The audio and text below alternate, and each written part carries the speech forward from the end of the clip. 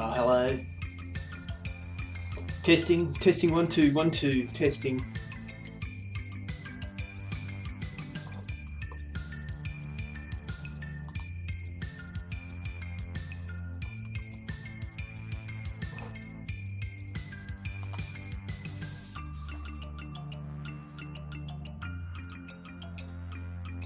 And we're live. Yes, we're live. Cool. So it's Danny Ric Delivery Day.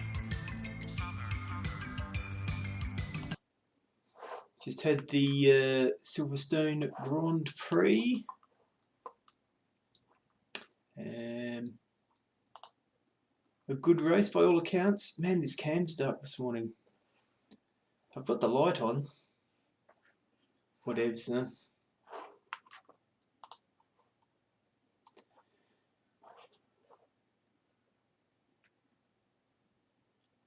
So, oh.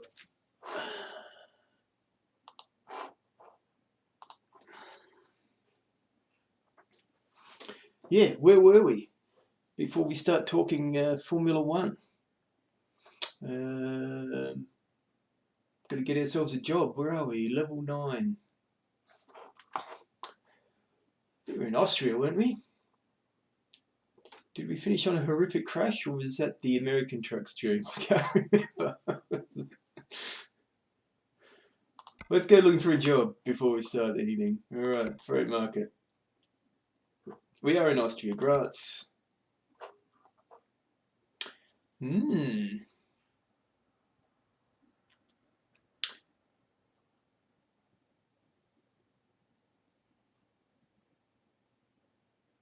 Krakow, Hungary, Salzburg, Austria.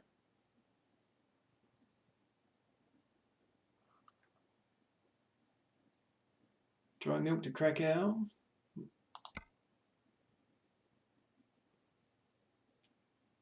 That looks like an interesting run now. How heavy is it? 11 ton tractors. 2 tractors. That's cool. How long have we got to get there? 2 hours. Okay, that's fine. Yeah. So Silverstone, Lewis Hamilton, Mercedes 1-2. Things back to normal in qualifying. So, like we said last week, let's go. People getting a little too excited with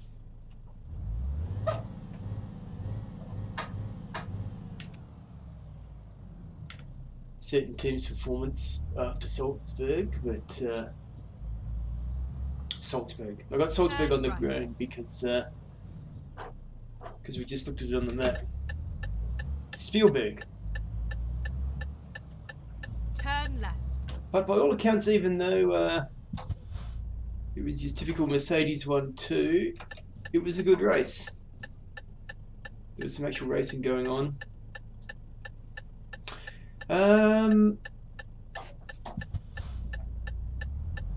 Safety car worked 100% well for Lewis. Terrible for Bottas. I'm sure there'll be some stories about whether that required a full safety car. Keep left and then turn left.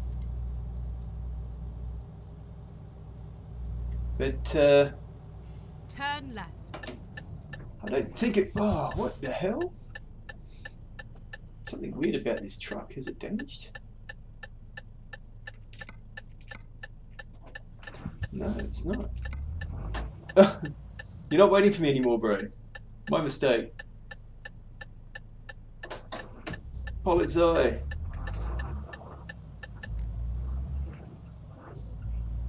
Renault chassis handling funny here. You have arrived at your destination. Your route guidance is now finished. Freight market, please. Yep, that's the job we want.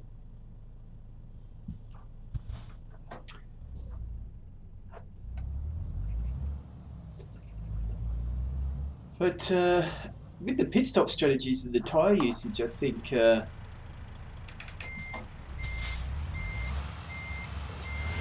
didn't make all that much difference because Bottas basically led a two-stop race. Lewis Hamilton got away with a single stopper. So Bottas maybe should have gone onto the harder tyre with that stopper. Now, let's bring up the map. Let's sort ourselves out. Do we get off at Vienna and check that out?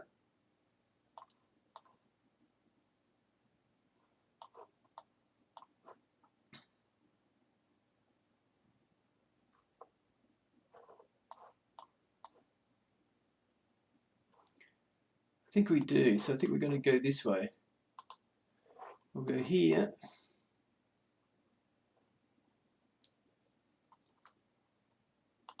And then here. And then here. So we'll pick up Vienna. Brno.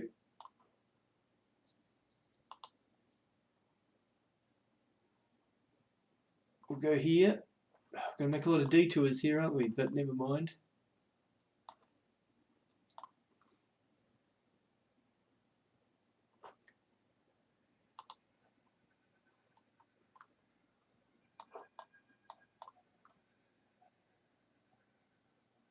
There we go.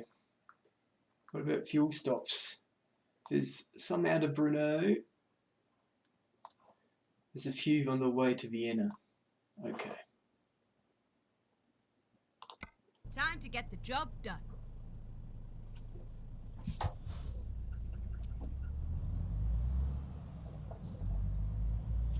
Alright, now remember how to drive, sir. Turn left. Talk and drive.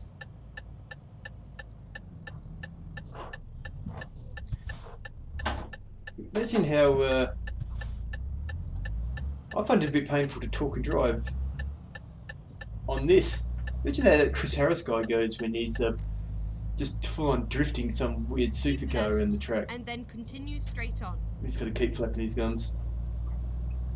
Go straight on.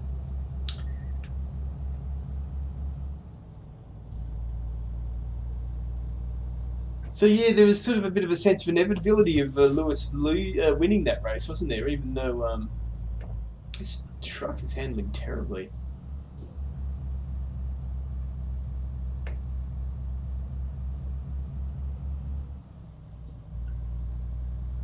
Now, once we get to level 10, we get a new truck anyway, isn't it?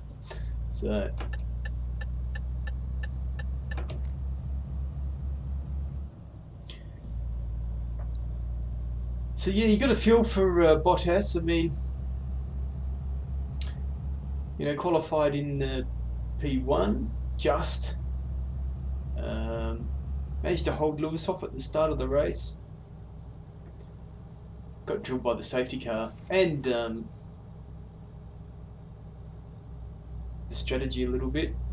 It's a bit hard to say what would have happened if there wasn't a safety car, but that doesn't really matter now, does it?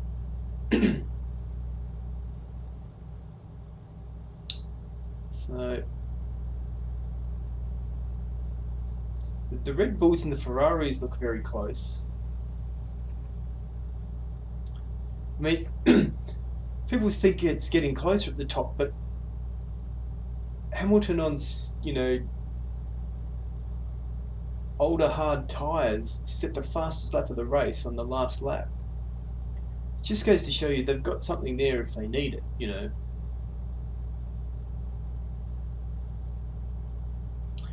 So, rumours of the field catching Mercedes were greatly exaggerated, as predicted.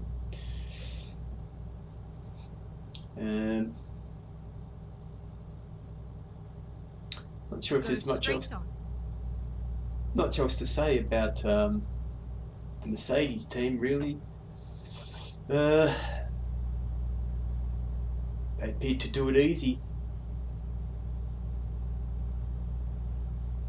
The only time Mercedes there's anything sort of going on with them, you know, the last race being an anomaly, is if Bottas is in front of Hamilton, then, you know, Hamilton's got to try and fight to get past him, obviously. But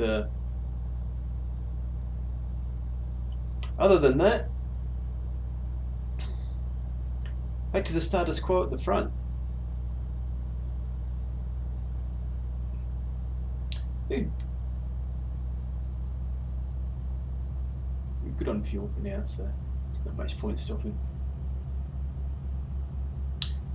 Our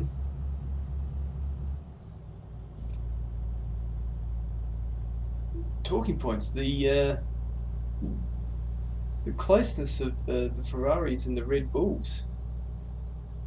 I mean, the safety car sort of threw a spanner in everyone's works, really, didn't it? So there's some people who are winners and losers out of that, not just Bottas. Danny Ric and Lando, I think, suffered from the safety car. But let's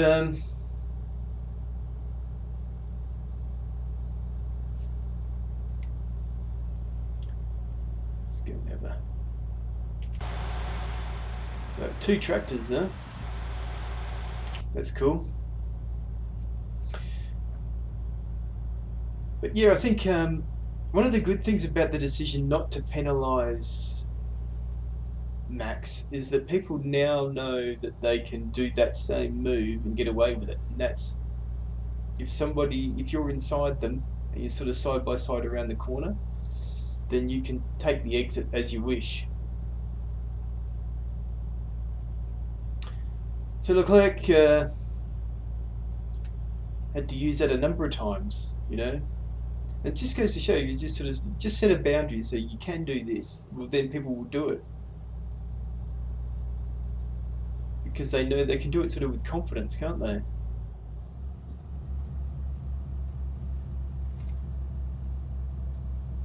This castle up here, or chateau, or Schloss is probably the right term.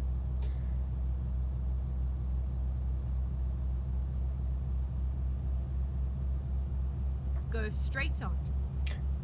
So yeah, by all accounts, some really strong racing between the Red Bulls and the Ferraris, especially Verstappen and Leclerc.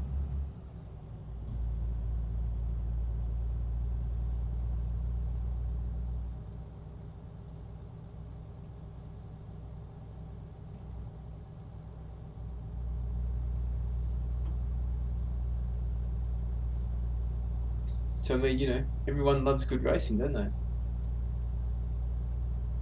The incident between Vettel and Verstappen,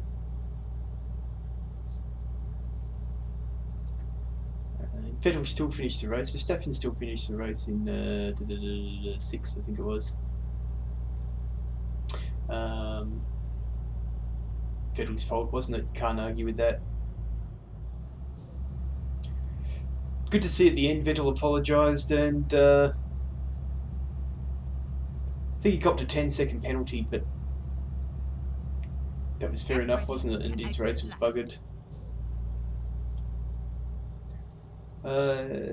Kudos for the cars, especially Max's, being able to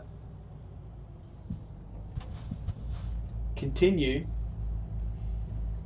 This truck feels awfully stiff. Like you'd got a broken shock almost. A steering problem.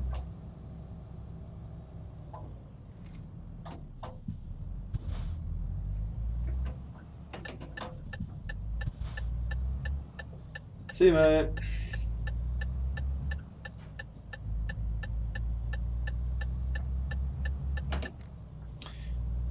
So, yeah, I mean, you can't really defend Vettel for that one, can you? It's just tight racing, isn't it? You sort of on the limit, lock the brakes. I think one of the things may be that with those cars, they're so stiff. There's not a lot of visual indicator about how hard the braking is until somebody locks the brakes, and then you sort of see the differential between the two cars. But you know, when you're sort of watching that footage, you wouldn't know Verstappen's braking until you sort of look at the two cars relative to each other. So yeah, there's not a lot of visual indicator about braking. There's not another movement of the car or just it nosing down and stuff like that.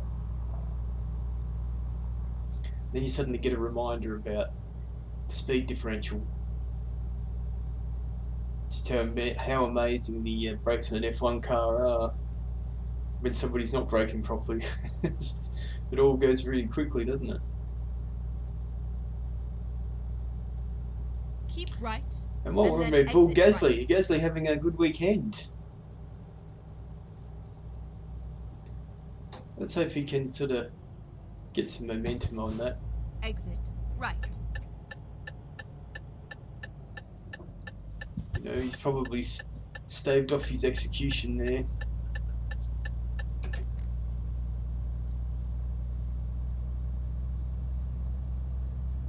So he has, hopefully. Sort of get the feeling, don't you, that he just needs a bit more seat time in that car.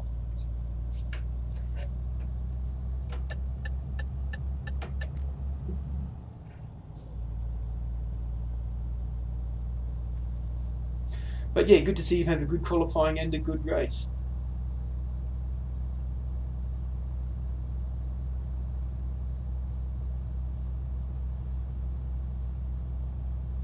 So it's still interesting to see what Red Bull do there, really.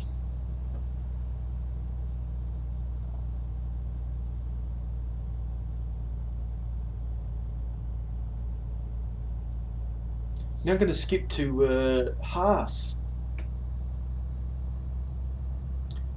Do you get the feeling that Rich Energy, this is a strange story.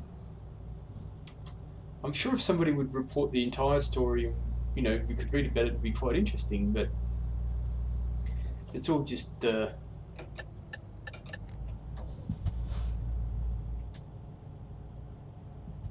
sound bites, isn't it, at the moment?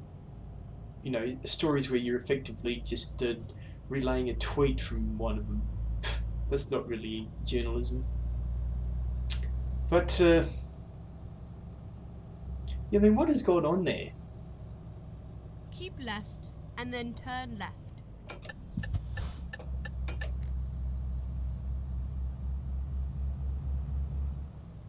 You get the feeling that turn left. Rich Energy are following the premise that any publicity is good publicity. Might be an interesting tactic, wouldn't it?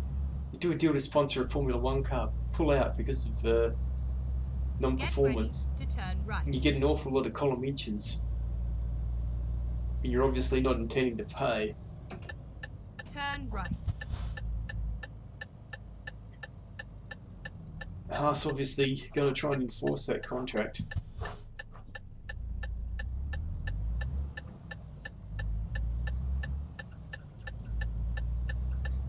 Get ready to turn right. So the old question of contract law, huh?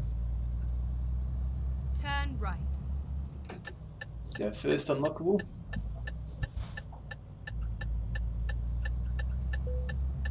Get ready to turn left. Turn left.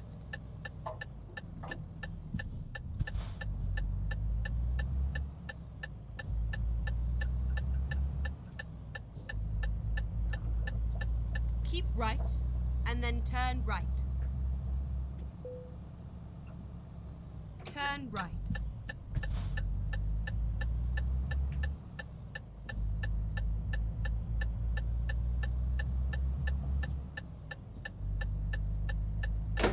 Go! Too wide an exit on that one. Keep right and then turn right. Maybe that'll straighten the truck out. Turn right.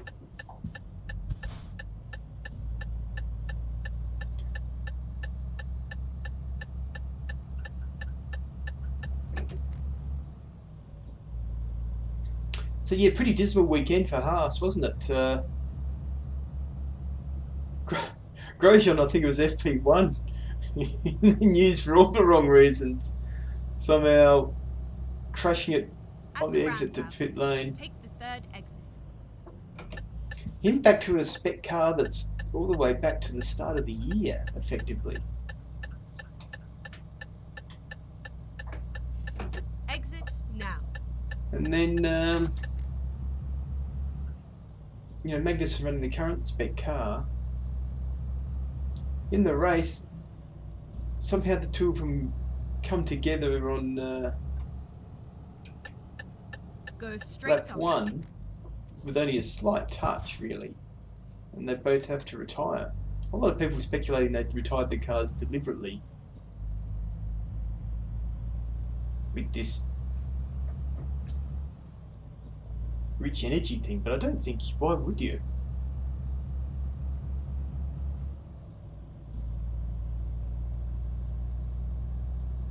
I can't see that happening. You never know in Formula 1, but gee whiz.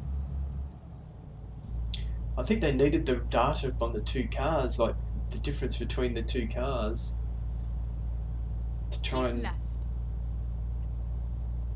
work out what their problems are.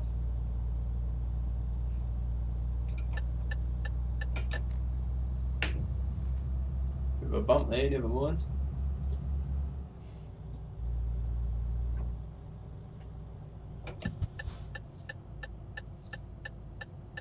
Exit left.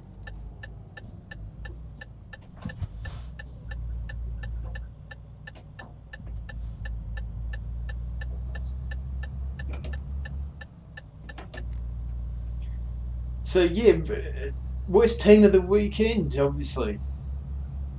Making Williams look good. So both cars DNF'd on lap 1 with only what I can describe as minor contact. It seemed kind of suspicious, but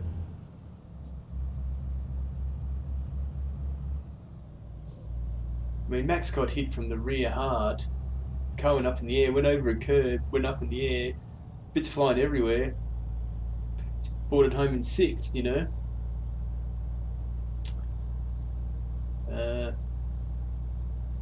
Passed both cars out from just what was a minor contact. I think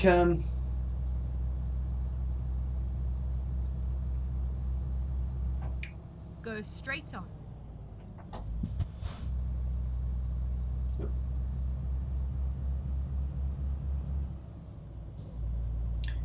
yeah, it seemed like very light contact, but the idea that they retired the cars deliberately doesn't seem to make a lot of sense. So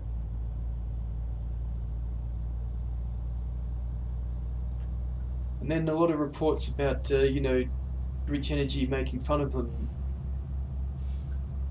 It's just getting more free publicity. If they're not going to pay them, it's all just free publicity, isn't it?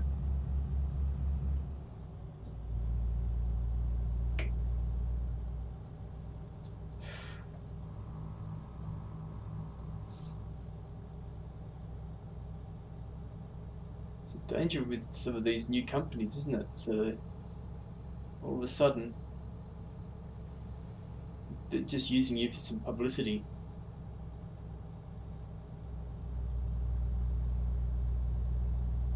I mean, there's some controversy too with their logo being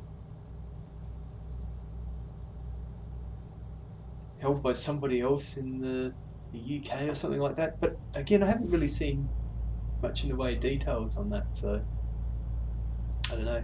Down to the old contract law on that one. Let's hope this sort of fiasco doesn't continue, though.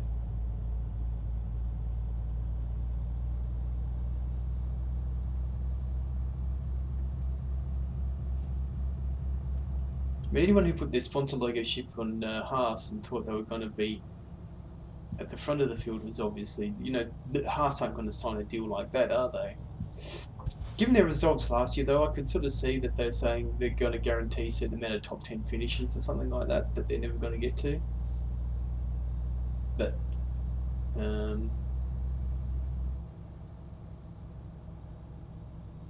because I think Haas's performance is well down, isn't it? I mean, this is a story about tyres that we should talk to once we got to over the race. So we'll save that for then. Williams, they're reliable. You got to give them that. They both finished the race. I mean, poor George Russell, his best ever finish in Formula One being 14th.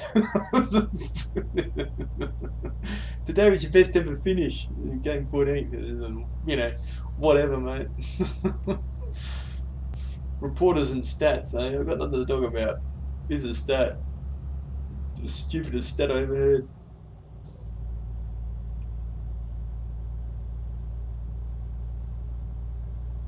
If he crashed out of his first race, it would have been, 20, your number one, your best finishing position so far.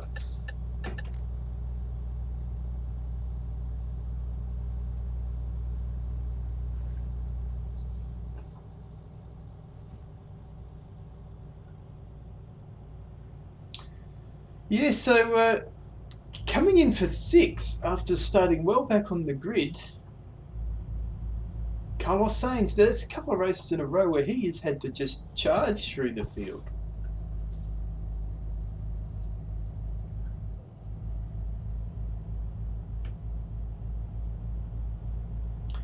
I think he sort of won out over Lando and Danny Ric from what I heard with the safety car. So, but it's still an almighty effort to pull yourself up from the back of the grid to the well into the points, old points. 6, I mean, that's overperforming for the car that he's in, you know. Go straight on. Go straight on, okay.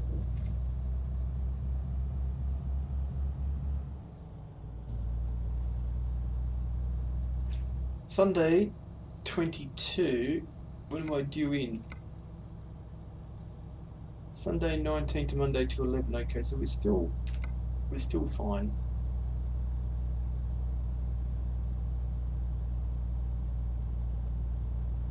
Keep right and then turn right.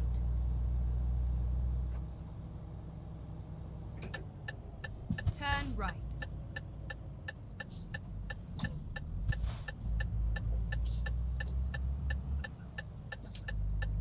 Turn left. Turn left. I'm just going to go around the block here. I'm not going to do a U-turn there. Rerouting. There's just no way, lady. Turn left. Get ready to turn right. Turn right and then turn right.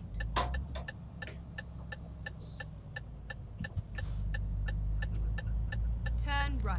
But say in Czechoslovakia you can turn right on the red light. Is there a European rule for that? Are traffic rules to turn right. Europeanized? Turn right. I kind of doubt it, because in Australia you can't even get it sorted out within one country. It's state by state.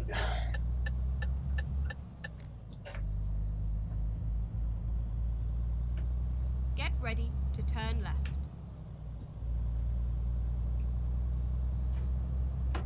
Turn left.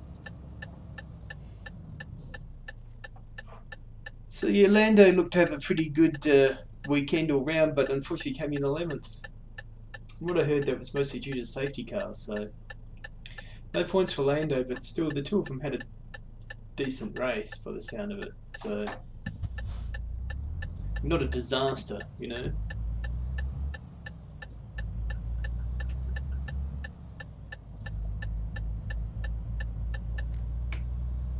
Them and Renault looking sort of more even. Keep left.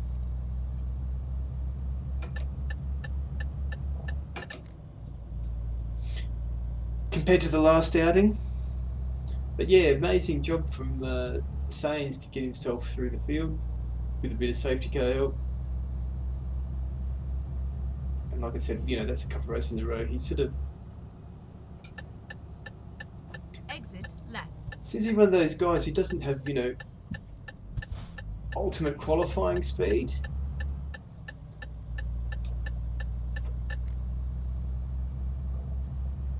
But tends to do a good job in the race. While we're on McLaren, you can't really go past the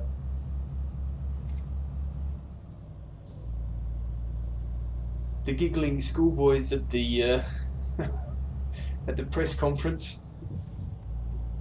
Danny Ric making Lando cry,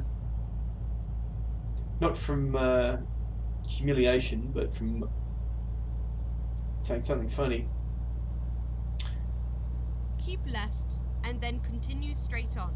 But gee, those guys look young when they're sort of giving that interview, don't they? They're press savvy, but something funny happens and they're sort of giggling like schoolboys because they kind of are schoolboys, you know.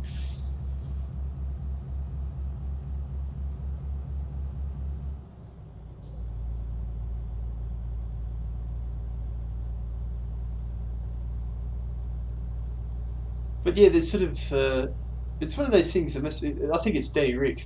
I'm biased, but I think it's Danny Ric. Once he's in the room, there's a sort of more light-hearted energy.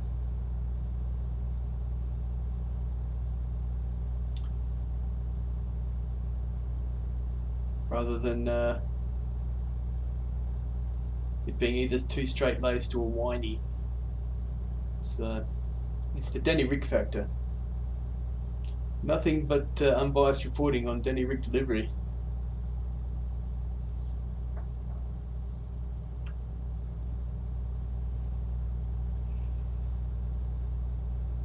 So yeah, Danny Ric got himself up to 7th. Could have had 6th, but basically said he couldn't get past Carlos.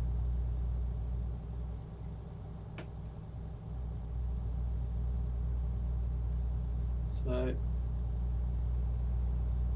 those two cars looking even. Around the Silverstone track, really.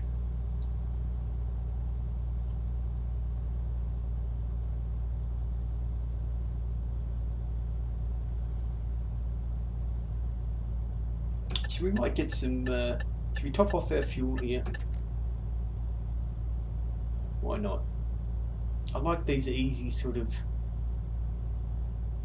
straight off the highway fuel stops.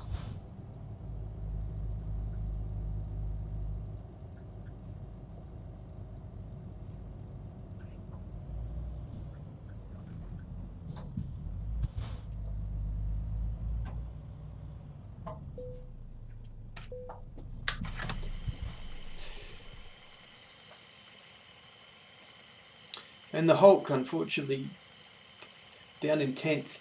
By all accounts, had a bit of an up and down race.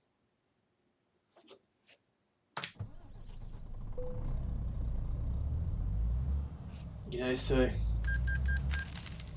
would you say there's signs of Renault progress? I'd say no.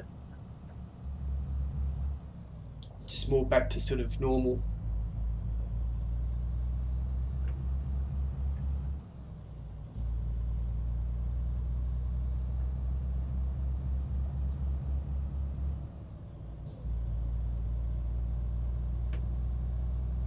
At the moment, if I was Hulkenberg, I'd be trying extra hard. Because I think, you know, there's a chance of him snaring a good seat somewhere.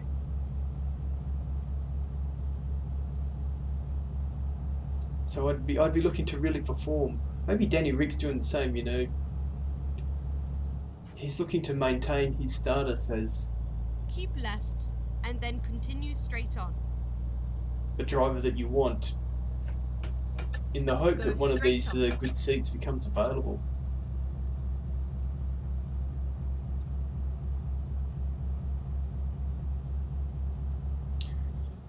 With Ferrari too, you sort of don't know where. I'm not sure if Red Bull's catching up or if Ferrari's dropping back. I feel like there's sort of a bit of both, that Ferrari have stalled in terms of going forward.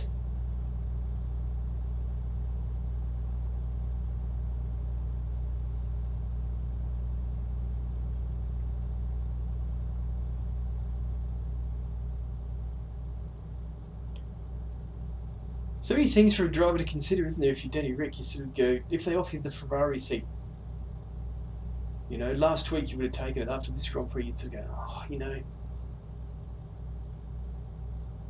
they're looking shaky.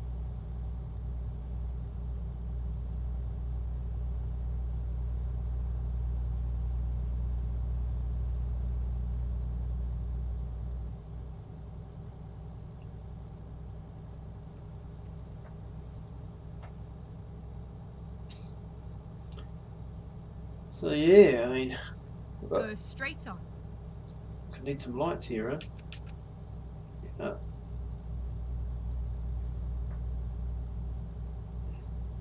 I mean, very positive signs in terms of Charles Leclerc.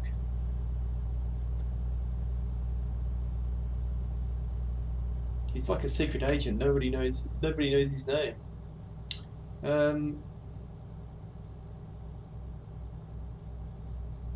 For me, another sort of sign that, you know, for Vettel, how much point is in him being there next year?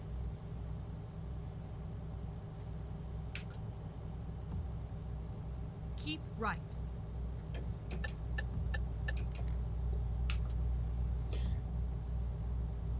So, I don't know, I still think that seat may become available. Exit right. You know, Leclerc is looking good, but are Ferrari going to be able to give him a car that can win a championship? I don't know. Going to have the same problem that Vettel had and Alonso had?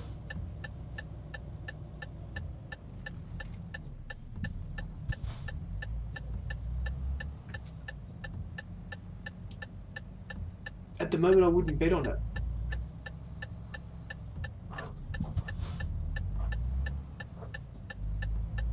Krakow. At the moment, I wouldn't bet on it, but yeah.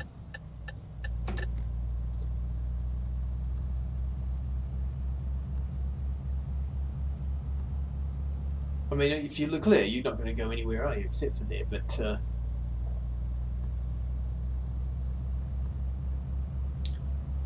there's a lot of stories about. I think because the Formula One YouTube seems to be dominated by British fans. Keep right, and then turn right. I'm coming across, mate. You're going to have to brake. Thank you. Turn right.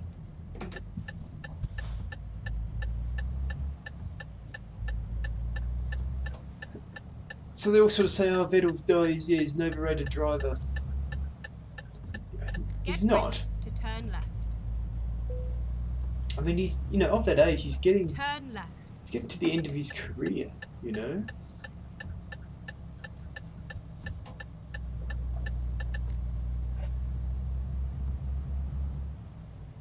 Also, people have, to turn left. you know, he's got 4 world championships. We're saying he's overrated. He managed to see off every teammate he had at Red Bull, didn't he, pretty much, until Danny Ric came along.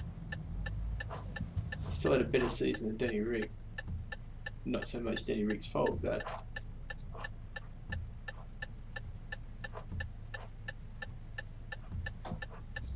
You know, there's lots of these sort of people in Formula One too, isn't there? That they have this window where they got the talent and the energy to win world championships, but they're not in the right car. I mean, Alonso is the perfect example, isn't he? That there's a man who could have won 10 world championships if you're in the right car. Yeah. Schumacher, he could have won more world championships if he was in a different car some seasons. It's just... I think the thing is when you win a world championship in a car that probably shouldn't. I don't think there's been one of them since Keep right, and then exit right. Schumacher, unless you Jensen Button maybe. Exit right.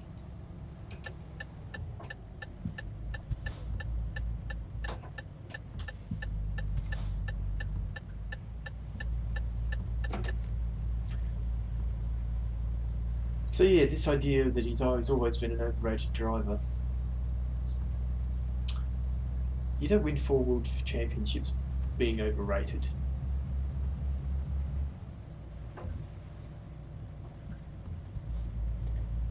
I think it's one of the things that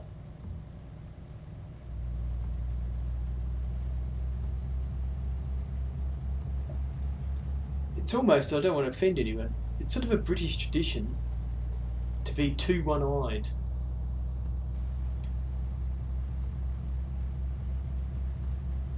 You know, it's a sort of soccer mentality that we're going to have a riot about soccer. It's just crazy, isn't it? You know, if Lewis Hamilton's their man, he can do no wrong, he can walk whatever, and sort of everyone else is rubbish and overrated.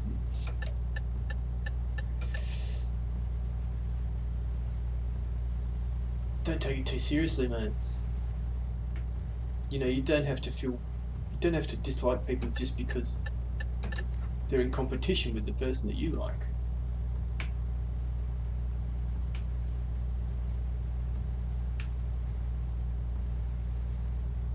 I mean, if you go around saying that all these people are overrated, you're actually taking away from Lewis. You're saying that he's got less talent. You're saying, oh, all these people he's beating are overrated, they're not really that good. So you say, well, if you acknowledge the fact that these people are good, you're then saying Lewis is better than people who are good, rather than Lewis is better than people who are overrated. So really, if you're a Hamilton fan, you should be a fan of all these guys, because the fact that if you can appreciate that they're good, makes you appreciate how good Lewis is, you know, in the right car. You know, F1 is definitely a team sport. If you don't give the guy a good car, the chance of him winning a championship, let alone a race, or a race, let alone a championship, is not so high. Keep right, and then exit right.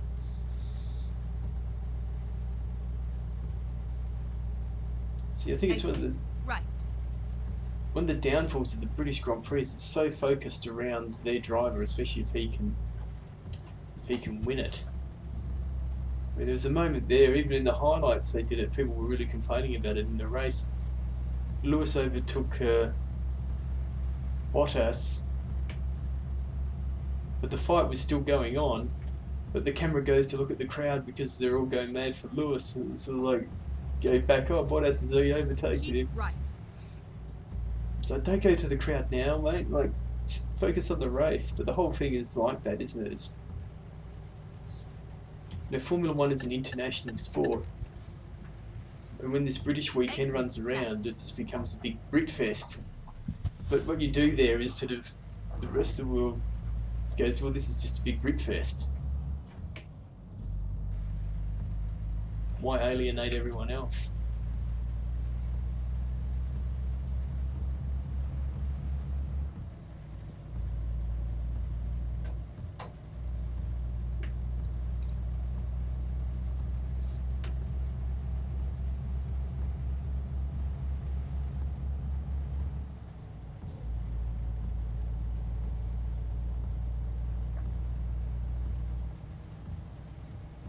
Go straight on. So yeah, really, it was a good Grand Prix, and the only criticism to level at it is, especially coverage-wise,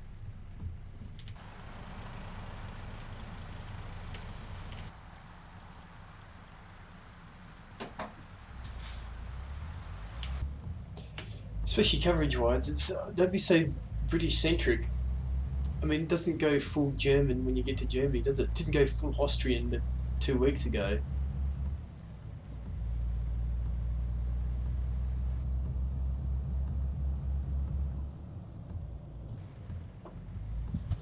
Go straight on.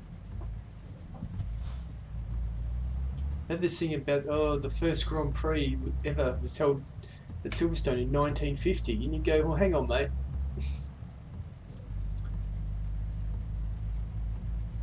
How is it that Alfa Romeo's been racing in Formula One for a lot longer than that? Get ready to turn right. I mean, how is it that the Nazis had F1 cars? That wasn't 1950.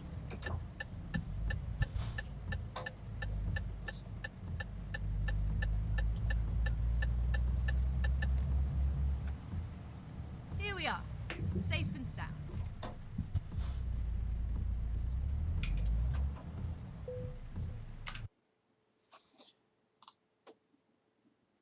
Yeah, that'll do.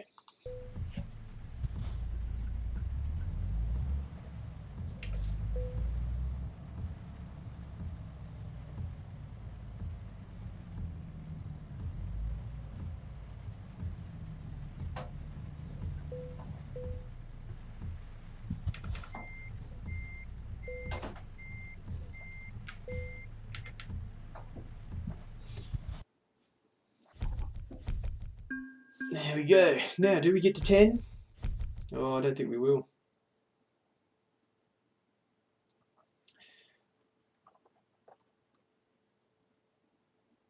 Alright, let's have a look at the current company job offers. 19,000.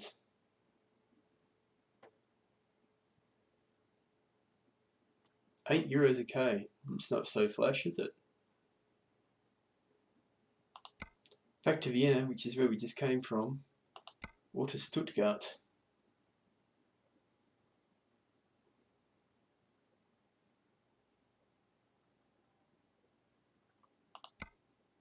That's a long trip for €8 a kilometre, isn't it? No thank you, sir. I think we might just, let's go to the actual job market.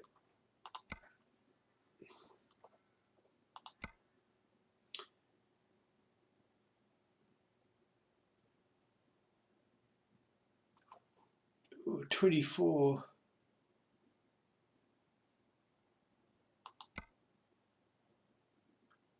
We've been to everywhere along that route though, haven't we? It's not very exciting. 26 to Nuremberg. That might be a nice one. 14 hours to get there. Tracks. 11 tons. Sounds good. Let's do this. GPS me.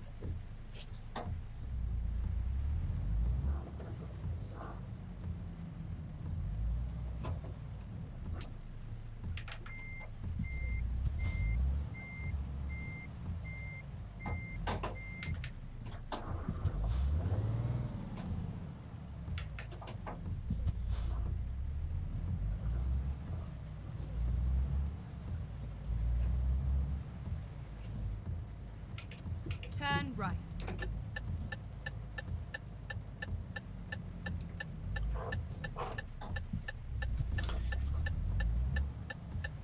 I mean, it was good to not have the race marred by to turn right. steward decisions, wasn't it? Turn right. Luckily, the Vettel-Verstappen incident was clear cut. No one's going to argue about that one, are they? Get ready to turn left. Where did we get down to? Danny Ric. Turn left. Kimi managing to come in 8th. Which is kind of punching above the weight of the car, probably. He's sort of been carrying that car, doing an amazing job, I think, this year. Keep left and then turn left. He seems to really enjoy a struggle, doesn't he? We went to Lotus. He sort of came alive.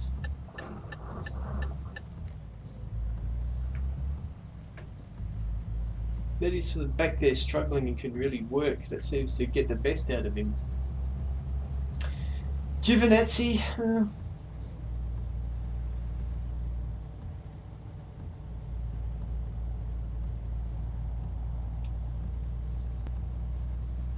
Stuck it in the gravel trap and brought out the safety car, so that was kind of it for him, wasn't it? Kimi doing an amazing job. I feel like Alpha's done better than they should have because of Kimi. You know, Sauber's I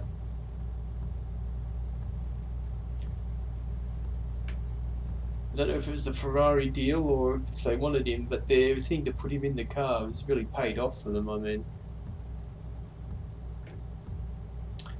Oops, keep one of its eyes on the roads. Ooh.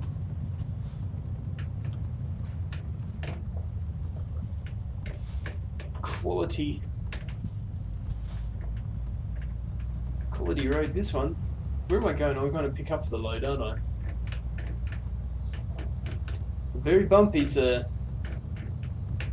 You're doing 25 k's over the speed limit. Yeah, but, you know, time is money.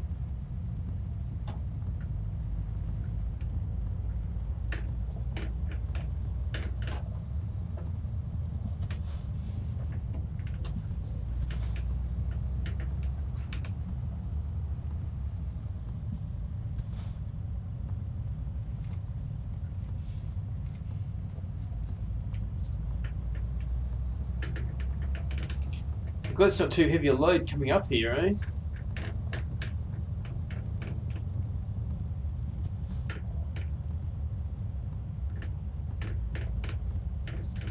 Finally, we are here. Oh, brakes. Overshot the marks just a little bit there.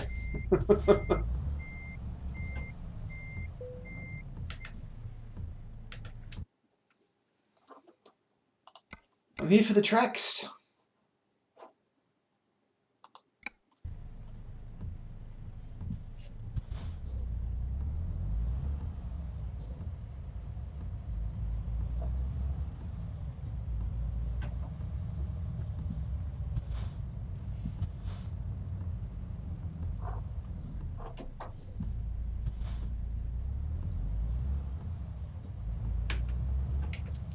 We'll have some more lights.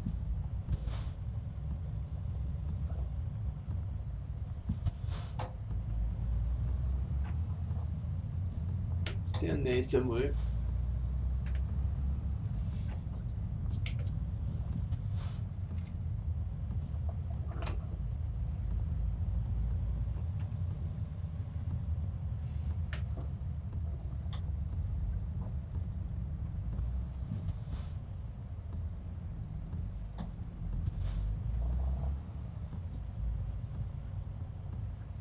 Here we go, yo.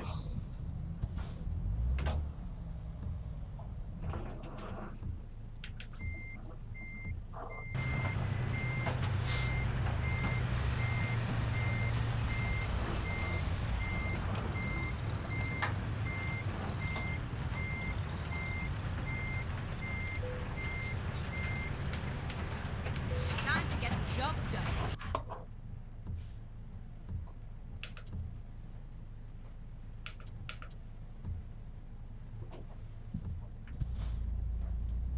Okay, let's go.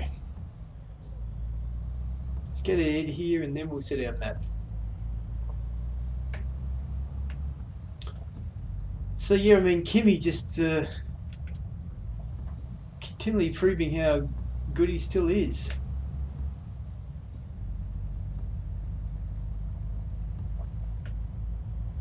We'll definitely see him again next year, I would say. Seems to be enjoying it. So you got to drive like the old F1 car around Silverstone. Now we want to keep the momentum here up, don't we?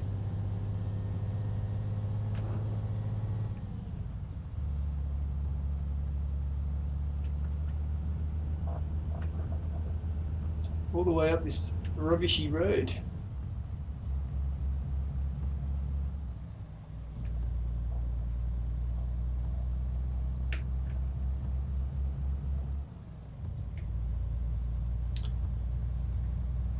After that, Kvyat coming in for a 9th. Struggled all weekend, got a bit of luck with the safety car. Brought him a good result. He still came through the field though, because he started right back. Him and Sainz both coming through the field strong.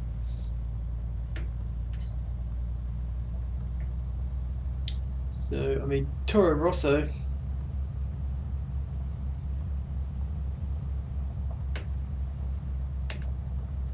still looking for a bit of pace, aren't they?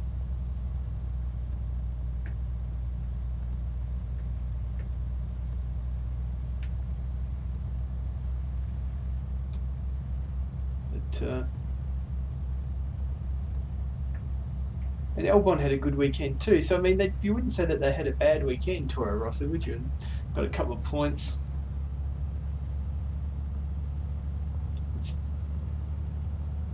Who was their competition over the weekend really then? So they go, well, Force India. I mean, Racing Point. Sorry, my mistake. Racing Point.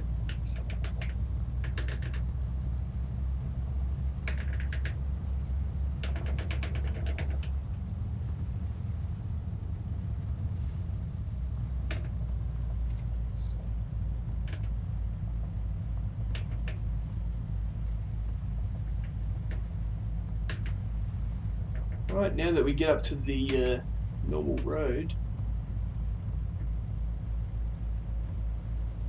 better go and set our map.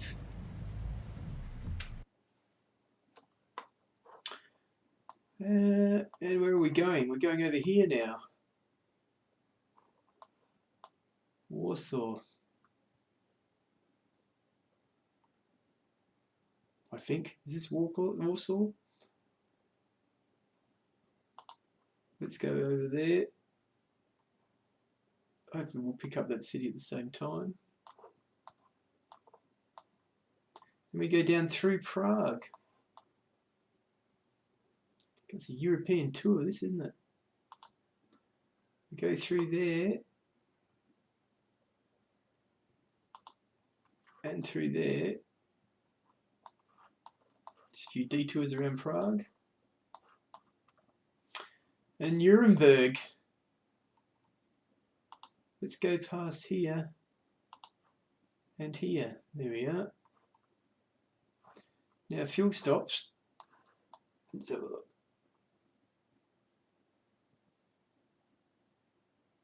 If we need it, one going into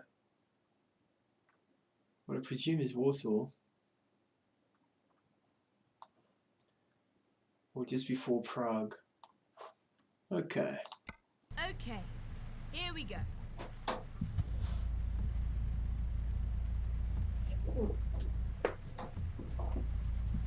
If a hill start here, we're fine. We're fine. Give me wall wipers, please.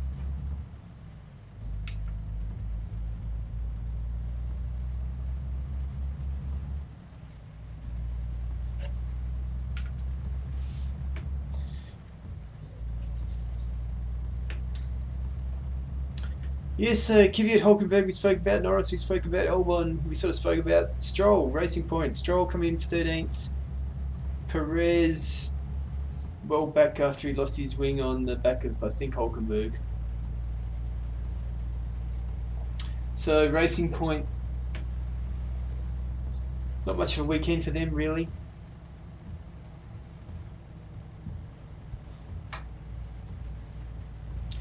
Not much to say there either, is there? I mean, they spoke about struggling with the car because it was, designed last year in the midst of financial woes. Get ready to turn right. Which is kind of believable, I guess.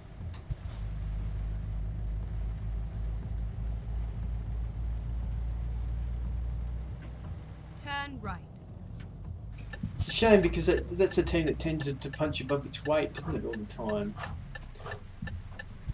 You're always sort of worried when I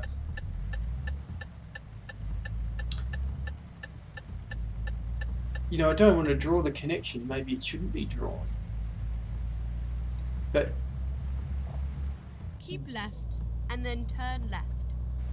to me, Turn left. Williams kind of struggled or started going backwards when Stroll came on board. To me, I'm not talking so much Lance Stroll here as his old man, whatever his name is. Lawrence, is it Lawrence? You're sort of worried when to turn right. people who know nothing about Formula One but have money, so they have the influence, start having an input on your team, you know? You want to leave running the team to people who know about running the team.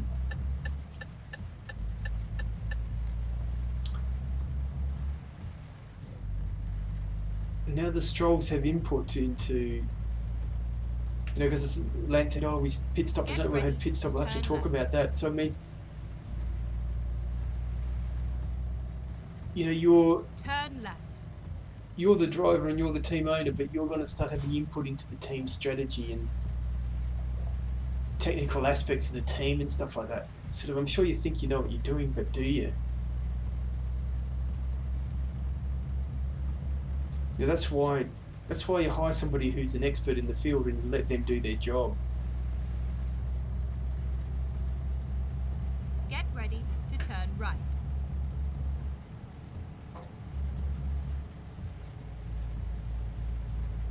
Turn right.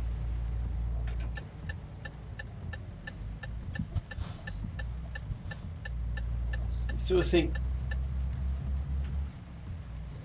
does the influence of these people struggling here? We're fine.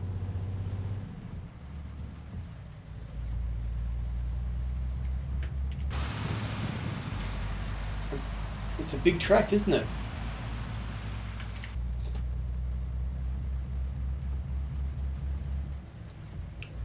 You know, are they sort of driving some of these teams downwards? It's sort of like a never-ending downward spiral, isn't it? Left, and then continue straight on. You need people's money. You know, the team's not doing so well, so then you can't get any. Straight on. Can't get any sponsorship, so then you need people's money, and then they come in and they start influencing the team, and they don't know what they're doing, so you get worse. You know, a lack of cash is just kills you in so many ways, not just in the fact that, well, I can't afford this. You start having to do deals with the devil, don't you?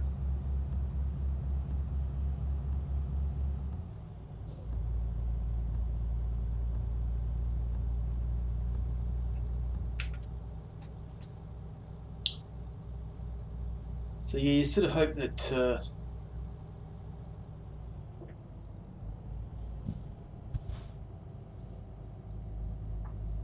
those guys can lift their game next year.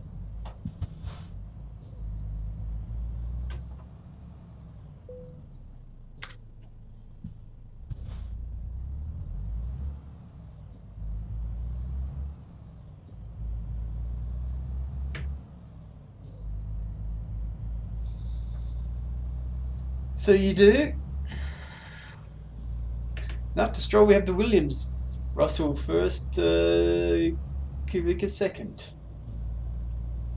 Has Kubica either out-qualified or out-raced his teammate at all this year? I don't think so. I'm not a fan of him, you know. I'm old enough to remember his first stint in F1.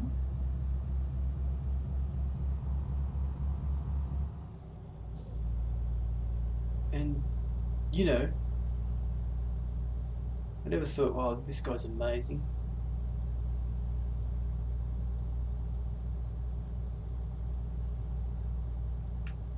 So, I just hope Williams can get their stuff together, that they don't need that money and can go with somebody else. I mean,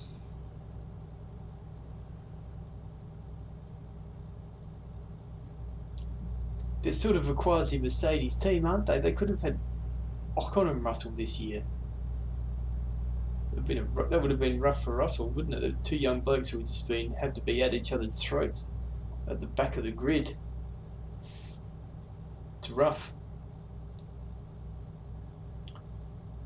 I mean, maybe that sort of helps Russell's development, having someone he's always going to beat. But I mean, he sort of doesn't seem to have dropped the ball, does he, in taking it easy. He's sort of kept his foot down. It's just, what can you do?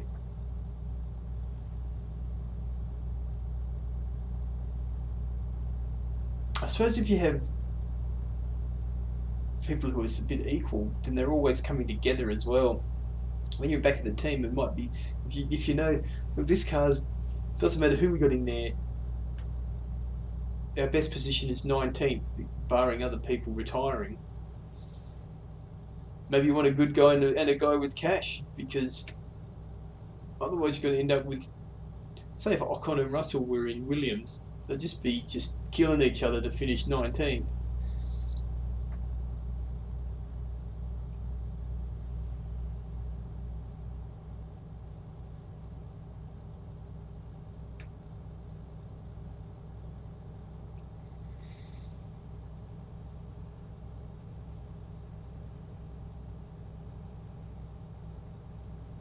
I think that's the idea, isn't it? That you bring a sponsor, though. You know, they found out with Stroll, what you want is somebody who's a sponsor, not an investor. You've got an investor who's investing just because they're putting their kid in the seat. Well, if the kid wants another seat, then there's no reason to keep up the investment. And then you got to not only do you have a driver who's got more influence than they should, but you've got an investor who's got a sort of agenda. Yeah, you sort of want to be careful with that stuff, don't you? Once bitten, twice shy, and that one probably for Williams. If another Lawrence Stroll came along next year, they'd probably think long and hard about taking that deal.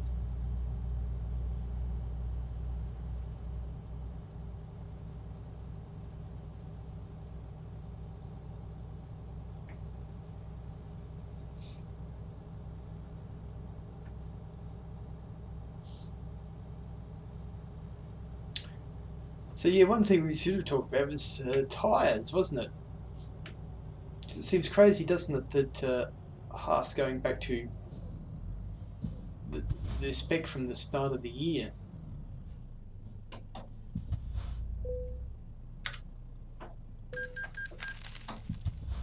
But there was a story where they voted to go back to last year's tyre because apparently a lot of cars basically can't get the tyre into the temperature zone that it needs to be in. Most notably Ferrari, I think Red Bull, was it Red Bull?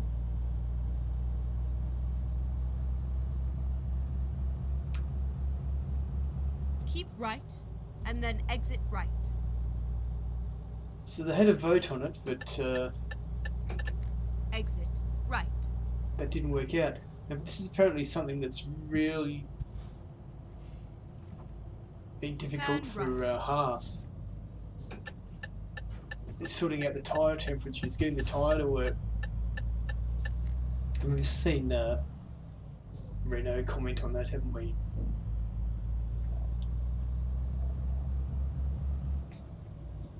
Sort of says something, doesn't it, about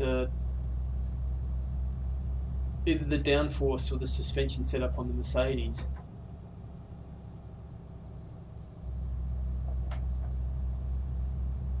It's getting enough heat in, but keeps those tyres in the zone they need to be in.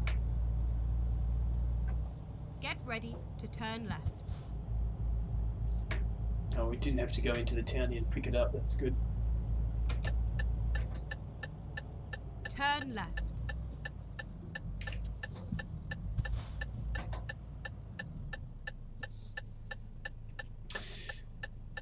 So yeah, and what they're saying, this is one of the problem with a lot of the F1 press is British essentially.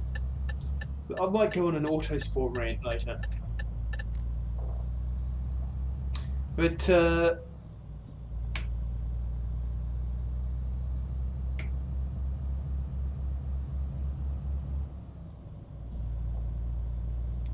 Ferrari's point is the tyres, which you've got to admit they all voted on to take these new tyres. Now that they've got this data, it's sort of like, look, half the teams can't get the tyres to work. It's sort of a double penalty. The tyre suits one car and not the other. And it kind of explains a lot of things. Now, whether people should roll back or not, I mean, they obviously, I don't know how much of this tyre that they had to test, because obviously there's restrictions on testing, you know. Exit right. Did it take this long to sort of work this out? Because I can remember at the start of the season, people sort of saying, gee, we're having trouble getting the tyres to work. Especially Haas seem to be having a lot of trouble with the tyre. You know, which is why, especially in the race, they're falling right back. And Magnussen sort of saying, why can't we get speed out of the car? Turns out it's a tyre issue, not being able to get the tyres into their window in terms of operating temperature. So I guess maybe with qualifying, and you've got the, sort of explains, doesn't it, the disparity with some teams between qualifying and the race. You've got the warmers on the tyres, you've only got them up to temp, you've got to go out and do a lap, and you can sort of artificially control the temperature of the tyre better, but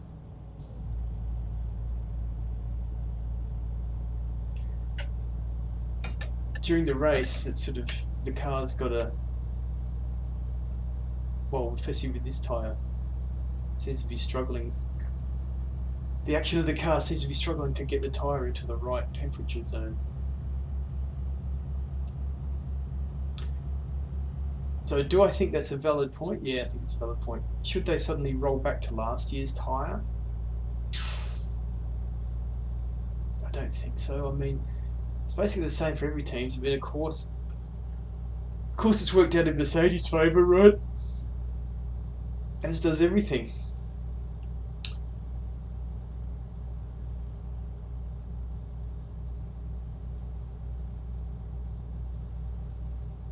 But, you know, you're not going to suddenly in the middle of the season roll back to last year's tyres when people have been developing cars on this year's tyres. You know, you might look at... Exit right. You might look at, what do you do next year? Next year do you go back to the old tyre, or... You sort of want to make an early decision, don't you? Next year we'll go back to last year's tyre. You know, that means all this year's data is rubbish. I don't think you would. You're sort of either going to stick with it or come up with a slightly different option of a tyre. But you sort of want to know what tyre you're on, so you can build the car around it. They sort of want to just bed that down now, don't they?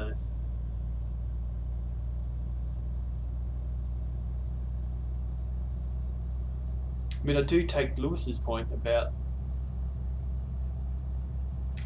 you know, last year's tyres were too much tyre management, and that's why people wanted to go to this tyre. And I 100% agree with him. I don't want to put up with people's finishing results being based on, you know, and their race pace being based on tyre management. You know, I'm 100% with him on that one. It's kind of up to the other teams to deal with the tyre better. I guess it becomes the restrictions on what you can change on the car and stuff like that. It's another reason to not have these. Let them change anything on the car whenever they want, you know.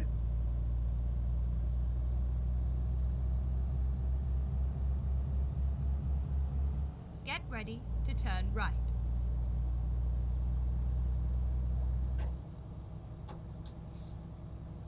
Turn right.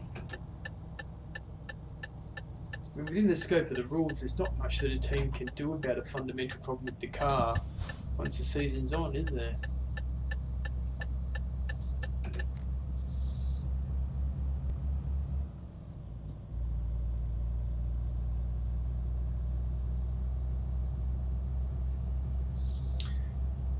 So, the tyres. So, it's an interesting story. I think it's the right thing to not go back to last year's tyre now, in the middle of the season. I mean, maybe you could add more tyre choices. I mean, they already have enough tyre choices, don't they?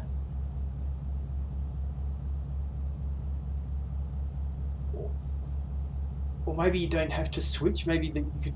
But if you sort of bring back 2 different lots of tyres from Pirelli, you're in this sort of thing that somebody at each race is on the right tyre.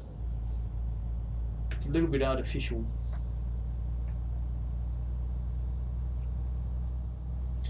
So, you know, I still believe that a controlled tyre is the way to go.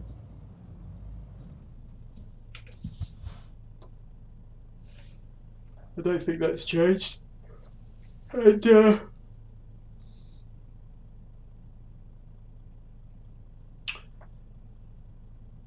yeah, they're just going to have to deal with the tyre a bit better. I mean, what they do next year is, if people have this problem and next year say they take downforce off the car, then everyone might struggle to get the tyres into an operating temperature. But maybe there's call for a revision of the compound, but you still want to keep the more durable tyre. You know, you want people to be able to push on that tyre. You know, you want to see people driving flat out. I mean, the other handbrake on that, of course, is fuel management.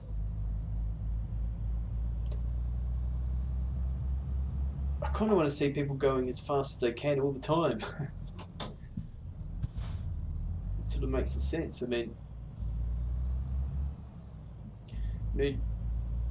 things that are easy to control, how much fuel you can carry, and your tyres, those things shouldn't be coming into play to slow down race pace.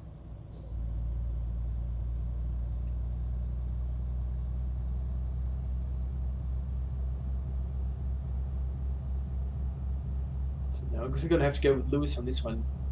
You don't want to go back to the old one, because tyre management and that was a blight. Sort of thing you're talking about. What made the race boring this time? Well, everyone was just doing tyre management.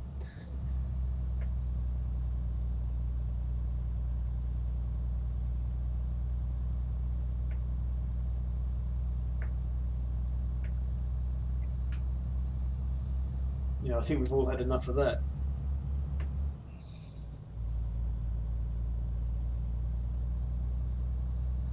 Next year, you should have some more experience with this tyre. So you should be able to try and get it to work, you know. I mean, hopefully there'd be technical changes you could make to the car within the rules that won't penalise you too badly, where you could deal with the tyres better. Hard to know though, isn't it?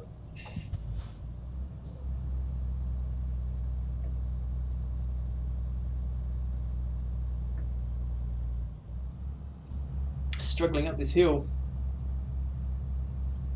Was this my fault? Did I make us come this way, or how are we for fuel? We're fine for fuel.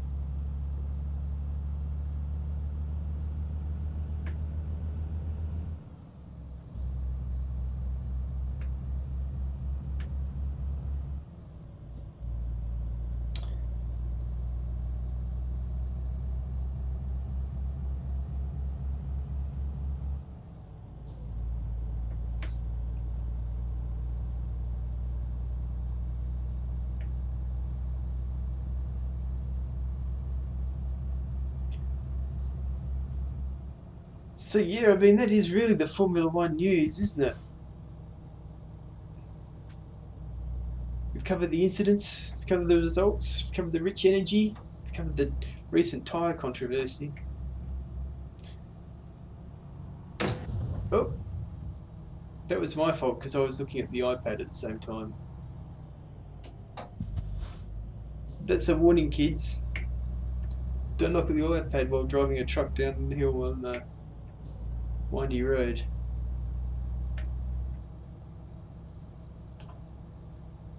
Gunther Steiner none too pleased after British Grand Prix. I bet he's not. He's left fuming after lap 1.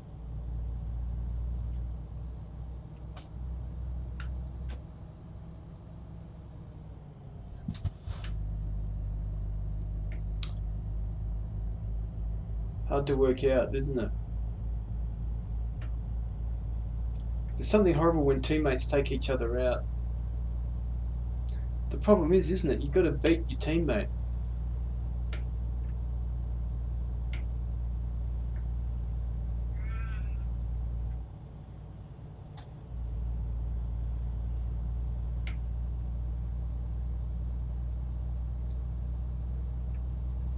That's really the key stories.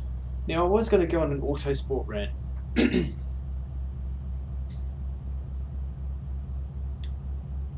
Autosport. And I'm talking a lot about their YouTube channel here. For people whose job it is to cover Formula One, they just dish up specious stories. All those stories that I sort of said last week about, you know, this is the obvious thing, but it's wrong. They were all sort of Autosport stories this week. Oh, does Danny Ric regret? How many times do we have to go through this, mate? Straight on. No.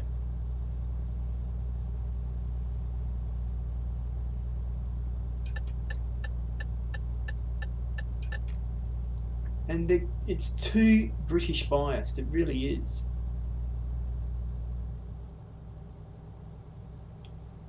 To me, it doesn't make sense that you want to watch a show that just confirms your bias.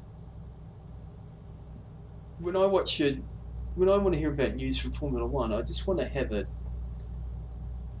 clear idea of what's going on, inform me of what the thing is. I'll make up my own mind. And why do they all look the same? Except for one guy. There's one guy who is, how do I put this politely? He's a big dude, right? And everyone else is just like strangely and obnoxiously sort of strangely weedy, dressed like a hipster dude. I mean, they all kind of dress the same. They have the same kind of shirt, the same kind of pants, same sort of haircut.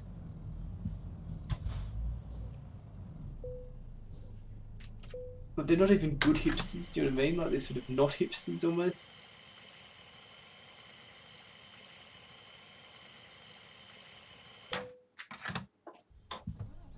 And they just get on there and agree with each other and just talk complete shite. They give no real insight into things.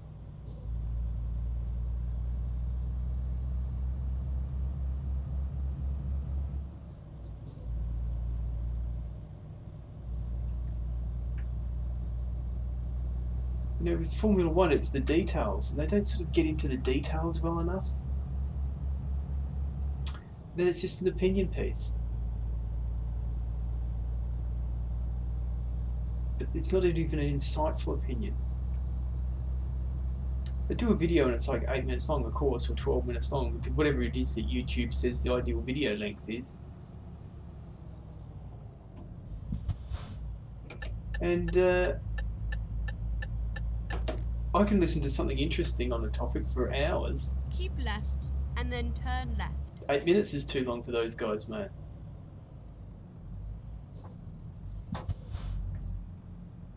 Turn left.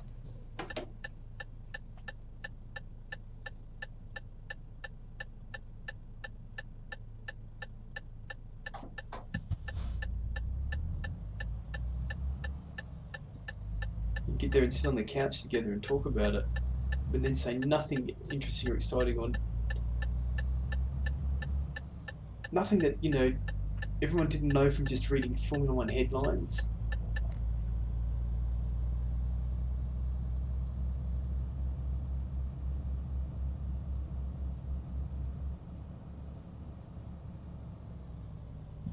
At the roundabout, take the second exit. Now we've got to make sure we pick up our unlockable here. Exit now.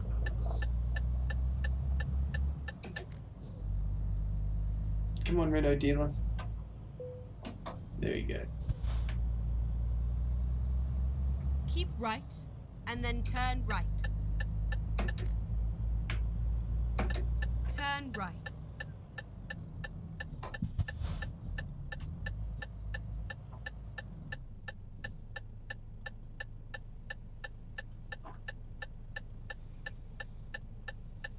So yeah, Autosport's YouTube channel. Do not rate. It's very strange, isn't it, this hangover from Formula One when Ecclestone was in charge, how none of them sort of, including Formula One itself, was doing anything on YouTube. Now that's changed a lot with Liberty Media, where, you know, the F1 channel is pretty reasonable. It at least gives you, you know, highlights and practice news and a bit of a race wrap up and stuff like that. So it really does sort of, someone like me who can't watch the race because of pay TV deals, I can at least sort of keep informed with what happened on the race and stuff like that, just a little bit. Keep left, and then turn left. And you still have to go through the news to Turn get left. sort of interesting stories and stuff like that, but it's enough where you can sort of follow what's going on.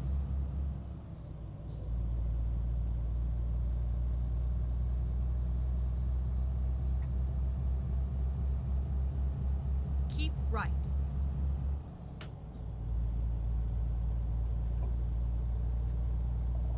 At the roundabout, take the third exit. I'm in the roundabout, mate. Give way to me. Give way to me! No, he says. Exit now. Get ready to turn right. Okay. Turn right. Turn right.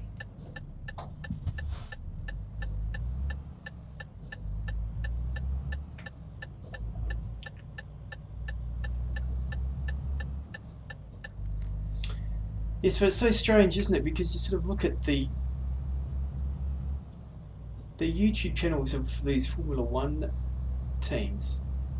They should have millions of subscribers, and their content should be really good, you know?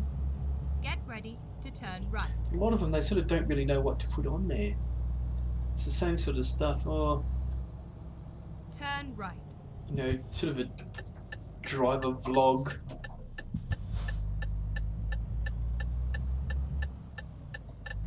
Or they go to Get some ready publicity to turn event or left. something like that. Just nothing really that Turn good left. for most of it.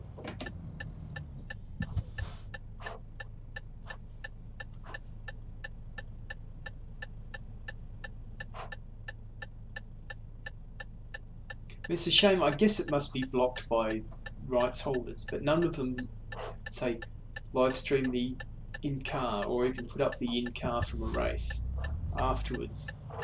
Yeah, that would be great. I suppose they don't want people watching what they do, their tactics and stuff like that, but even if you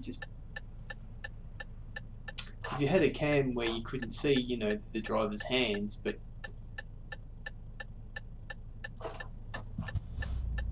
just, you know, shot from the halo or something like that. Or even a pit stop live stream camera or something like that. Just nobody's doing anything really interesting in it, are they?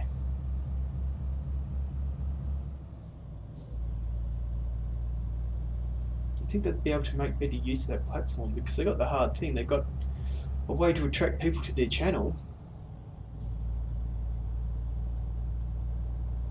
You sort of want to engage the public, don't And then you? exit right. Just so you can get that sponsorship money. The sponsorship wants to know how many people you're Exit reaching. right. How many people in my target audience are you reaching? Just want to maximize that. That's where your sponsorship dollars come from.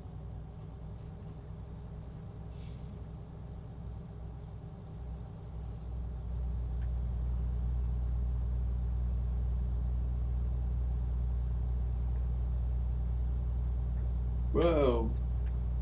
Shaky. How are we going for fuel? Fuel is still good. Very efficient run, this.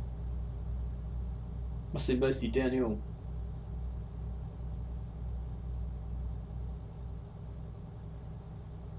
I should be stopped for fuel, didn't we?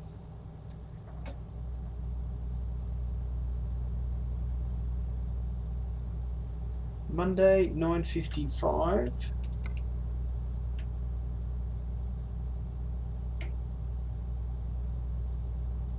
So we're ahead of time. We're cool.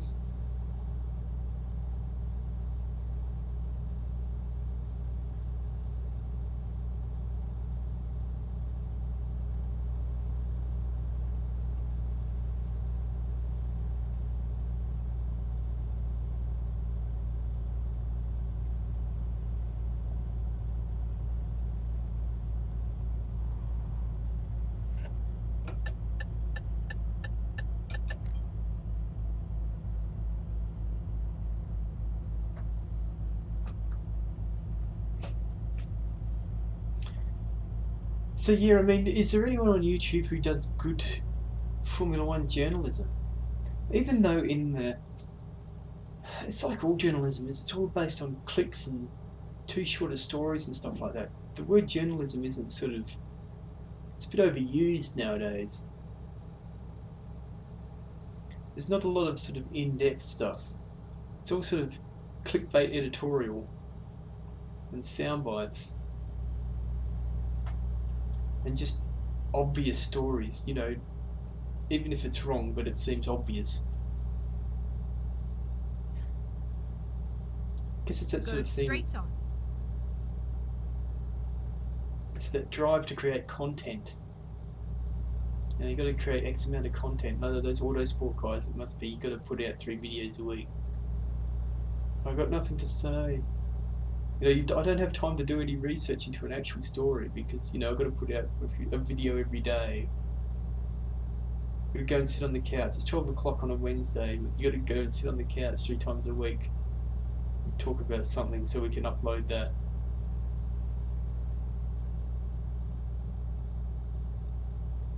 And what is it in Britain about people wearing weird bracelets? So Will Buxton, he's got 27 bead bracelets on now. Is there one for every race to get a new one? They keep putting these like old guys, like Jeremy Clarkson or someone like that, got to have some weird bracelet on. You can see it comes straight out of the BBC or Sky wardrobe department. This is the look that you know, they've got it like just a dummy there with a shirt and a pair of pants and all that type of stuff. This is the look.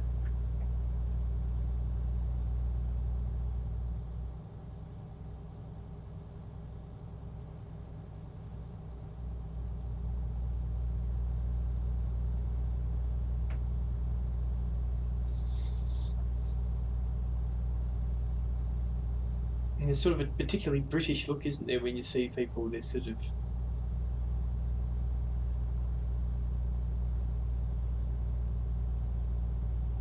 a modern British look. They have the sort of same pants and t-shirts and stuff like that. Go straight on. Sort of thing the comedians wear when they're on, you know, Countdown or whatever it is.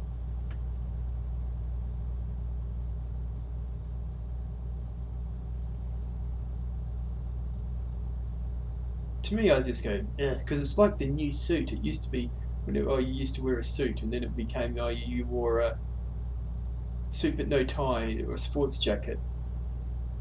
And then it was, you're going to wear jeans and a white shirt with the sleeves rolled up. And there's just this standard look.